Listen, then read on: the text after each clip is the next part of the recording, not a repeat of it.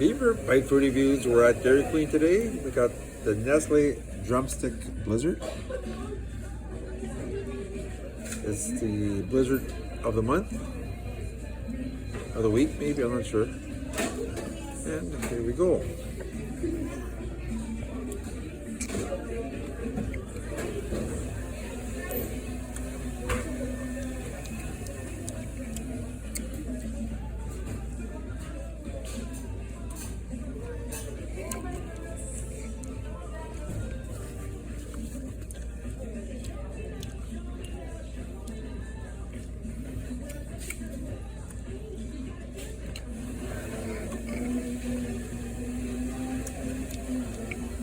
Lots of chunks of drumstick in it, but I'm not blown away.